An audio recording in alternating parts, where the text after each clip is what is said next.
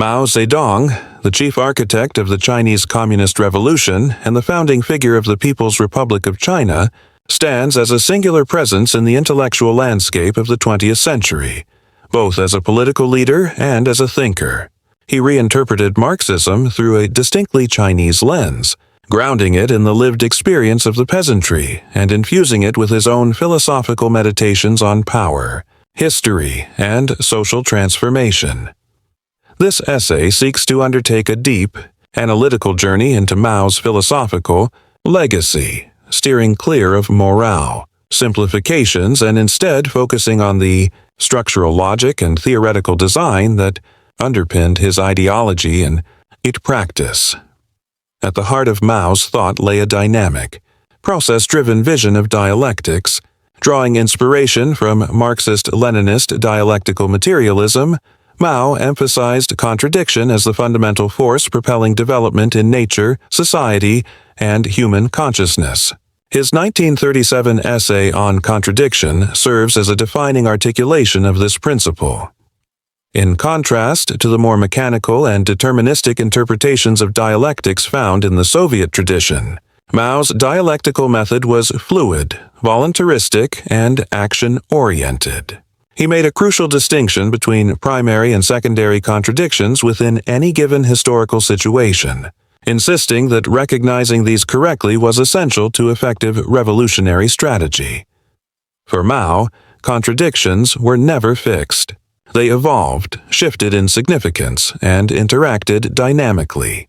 This conceptual flexibility enabled him to adapt Marxist theory to the complex realities of Chinese society, a context that lacked the industrial proletarian base of European Marxism. Moreover, Mao viewed contradiction not as an obstacle to overcome, but as the very engine of transformation itself. This vision enabled Mao to theorize the idea of continuous revolution, framing internal struggle within the party not as destructive, but as essential for renewal and self-correction. Philosophically, this represented a reimagining of Marxism itself, not as a static doctrine, but as a living, evolving method. At the core of Mao's thinking was the unity of theory and practice. In On Practice, he argued that knowledge begins in sensory experience, is refined through rational reflection, and ultimately returns to practice for validation. Mao rejected both rigid dogmatism and narrow empiricism, emphasizing instead a dynamic cycle between action and understanding. This epistemological stance shaped his approach to political education and mass mobilization. For Mao, the people, particularly the peasantry, were not passive recipients of revolutionary truth, but active creators of it.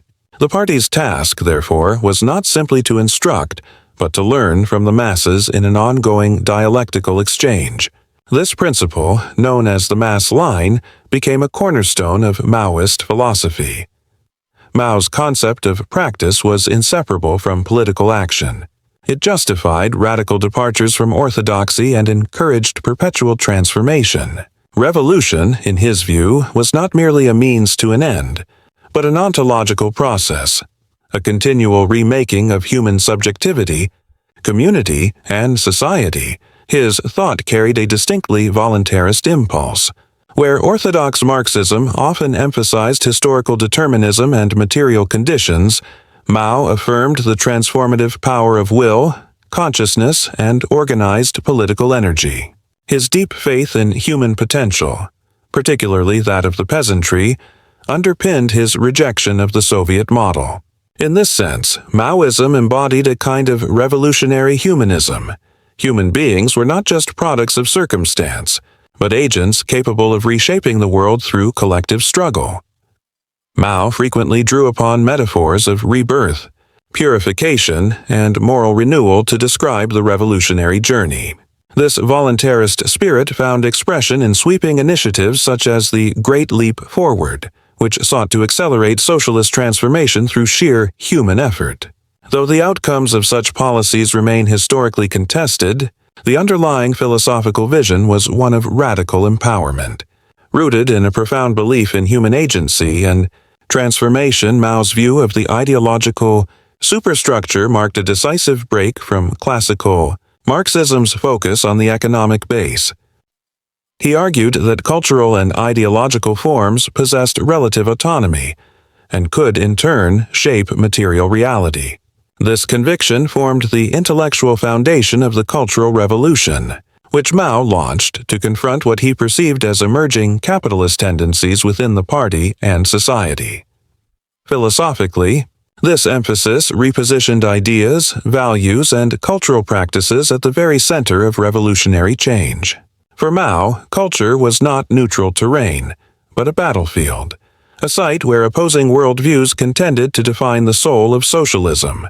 In this respect, Maoism shares affinities with Antonio Gramsci's concept of cultural hegemony, envisioning the ideological struggle as inseparable from the political one. Though Mao's approach was often militant and disruptive, his use of literature, theater, education, and mass campaigns aimed to forge a new socialist consciousness. This project sought not only the negation of old values, but the active creation of new ones: self-sacrifice, collective responsibility, and revolutionary vigilance. In Mao's vision, the political, cultural, and ethical were inseparable dimensions of a unified revolutionary endeavor. Mao's philosophy was profoundly shaped by China's historical experience of subjugation under imperialist powers. His Marxism carried a distinctly national character, concerned as much with class liberation as with the reclamation of China's sovereignty and dignity on the global stage. This synthesis of Marxism and nationalism distinguished Maoism from the internationalist orthodoxy of Soviet communism. For Mao, revolution was both a class struggle and a national one. The destruction of feudalism and capitalism was simultaneously the overthrow of colonial domination. This dual vision resonated deeply with anti-colonial movements across Asia, Africa, and Latin America, amplifying Maoism's global influence. Philosophically, it stood as an assertion of political autonomy and cultural self-determination, a declaration that modernity could emerge from indigenous experience rather than imitation of Western models. Mao's emphasis on self-reliance and national pride thus reflected a broader existential concern with authenticity and political being among Mao's most controversial yet intellectually fertile ideas was his conviction that struggle must continue, even within the Communist Party. He argued that contradictions persist under socialism and that class struggle does not end with the seizure of power. Rather than seeing consolidation as a stable endpoint, Mao envisioned socialism as an ongoing process of critique, renewal, and transformation. This internal dialectic justified ideological campaigns, criticism and self-criticism, and even purges, all intended, in theory, to preserve revolutionary integrity. While these practices proved politically and ethically fraught, they reflected a distinctive metaphysics of continual negation and rebirth. Mao's vision drew inspiration from traditional Chinese thought, especially Taoist and Confucian ideas of cyclical change and moral cultivation. His insistence on ideological vigilance and moral rectitude can be read as a modern reinterpretation of classical Chinese notions of virtue and harmony, though radically reoriented toward socialist ends. To assess Mao's philosophy is to separate his theoretical insights from the historical consequences of his rule. As a thinker, Mao infused Marxism with flexibility, dynamism, and cultural rootedness, extending its relevance beyond industrial societies. His explorations of contradiction, the mass line, and cultural revolution were genuine philosophical innovations. Mao's ideas left a lasting imprint on political and intellectual movements worldwide. His belief in the creative agency of the oppressed, his critique of Eurocentrism, and his insistence on the unity of thought and action continue to inspire scholars and revolutionaries alike. Yet Maoism also raises difficult questions. Can revolutionary ethics justify extreme measures? How can voluntarism be reconciled with material limits? What place does dissent hold in a revolutionary society?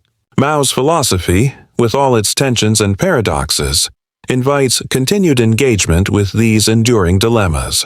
It cannot be reduced to policy or propaganda. Rather, it constitutes a coherent, evolving worldview that weaves together dialectical materialism, political voluntarism, cultural transformation, and national sovereignty. Mao's intellectual legacy is complex, a fusion of creative adaptation and rigid orthodoxy. Yet within that complexity lies a profound philosophical meditation on power, history, subjectivity, and change. To read Mao philosophically is not to endorse his conclusions, but to take seriously the questions he posed. How can the oppressed become the authors of their own history? What role does ideology play in shaping material life?